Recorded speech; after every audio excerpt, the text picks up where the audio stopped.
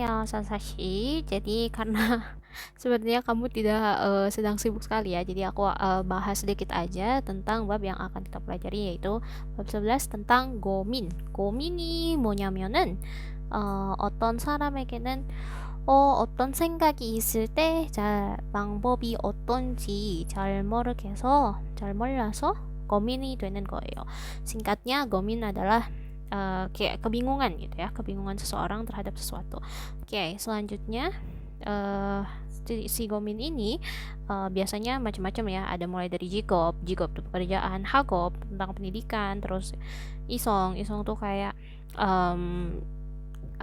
jenis kelamin gitu, terus jinak mau lanjut kemana gitu pendidikannya, terus cinggu, 학생 활동, 병역, banyak lah gitu ya kalau di Korea tuh. Nah, di sini akan familiar sama kata dopyo ya. Dopyo ini artinya sama kayak chart gitu. Dopyo tuh artinya grafik. Jadi ini grafiknya tentang apa sih gitu? Berarti tentang gomin ya, gomin orang Korea biasanya. Oke. Nah, oke, kita langsung ke Gibbon Ohi-nya ya. Gibbon Ohi-nya ada gomin 관련 ohi yang berkaitan dengan kebingungan atau kecemasan. Yang pertama, gomin이 생기다 atau biasanya gomin이 생겨서 gitu, karena biasanya si gominnya udah ada gitu. jadi gomin이 생겨서 gitu, kayak dapat gomin nih gitu, ada kecemasan nih, ada kekhawatiran gitu. Terus go민을 해결하다, mengatasi cemas. 갈등을 겪다, mengalami kesulitan. 갈등 sebenarnya kesulitan gitu, bisa juga kayak ketidakpastian, kayak gitu. 갈등이 생기다, kesulitan muncul. 갈등을 해소하다, menghilangkan kesulitan. Terus 갈등을 극복하다, menanggulangi kesulitan. 그리고 스트레스가 쌓이다. Kalau kemarin kan 스트레스를 받다 gitu ya, kayak mendapat stres gitu. Kalau ini udah 스트레스를 쌓이다, jadi dapat stres, ada lagi gitu, menumpuk. Terus selanjutnya ada 스트레스를 풀다, menghilangkan stres. 풀어요. Oke. Terus ada 불면증, insomnia, dan 우울증, depresi. Ada satu lagi yang terkenal adalah sering lupa, namanya 곤만증. Sering lupa. Oke.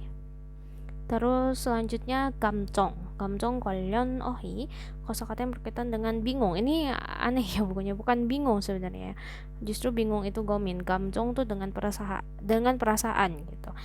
Yang pertama ada 자신감이 있다, jadi punya rasa percaya diri. 자신감이 있어 gitu, itu tuh berarti artinya aku pede gitu. 자신감이 있다.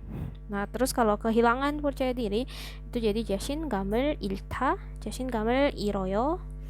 Terus rasa 초조하다. terus kalau tegang, 긴장되다. 그리고 takut, 두렵다. gelisah, 불안하다. Biasanya kalau duryopta itu bedanya sama musopta. Kalau musopta tuh kayak aduh takut hantu gitu. Kalau duryopta tuh aduh bener gak ya ini aku ngambil keputusan, aku takut nih ke depannya gimana gitu.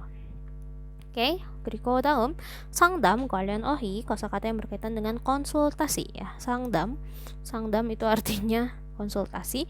Oke, yang pertama ada 상담센터, pusat konsultasi. 그리고 상담사 itu konsultannya, bisa juga dia dari kalangan psikolog ya, 상담사. 그리고 상담을 받다, menerima konsultasi. Dan 조언을 구하다, mencari saran gitu. 조언 itu saran gitu. 조언을 구해요. Nah, misalkan ada biasanya temanya di kalangan orang-orang Korea tuh ada yone sangdam istilahnya. Ini tuh jadi kayak seringnya tentang isinya tuh tentang curhat-curhat percintaan gitu. yone sangdam. Oke, terus selanjutnya ada 상담 유형 관련 어휘 gitu ya. 상담 유형 itu jadi maksudnya konsultasi khusus, jenis-jenis konsultasinya gitu. Ada apa aja? Yang pertama ada 진로 문제, masalah arah. Jilo yang dimaksud di sini tuh tentang karir gitu ya. Biasanya tentang udah lulus SMA, aku baiknya kemana ya, kuliah kah atau kerja dulu kah atau gimana gitu. Itu jilo masuknya, dibacanya jilo. 그리고 이성 문제, masalah lawan jenis gitu ya. 그리고 인간관계 문제, ini biasanya yang paling sering membuat stres, 인간관계 문제. 그리고 취업 문제, masalah mendapat pekerjaan. Kayak misalkan orang yang nganggur, terus itu biasanya kena 취업 문제 gitu ya. Terus 경제적 문제, masalah ekonomi. 경제 ya, 경제 itu artinya ekonomi, jadi 경제적 문제, masalah ekonomi. Terus 가정 문제 itu masalah keluarga.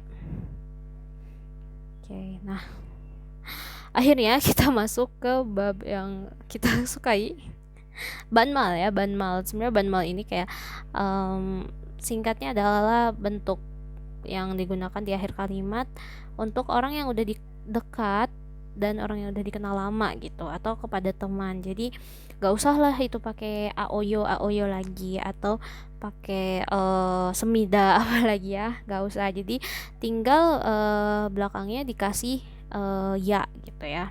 Atau kayak misalkan nih, misalkan ini bisa juga bentuk da kayak gini, ini juga sebenarnya termasuk ke banmal gitu. Kayak misalkan nah ganda gitu ya, sekarang aku pergi, ganda gitu. Terus udah gitu, 그녀가 너무 예쁘다 gitu, orang itu cantik banget gitu, 예쁘다 itu 형용사 untuk kata sifat.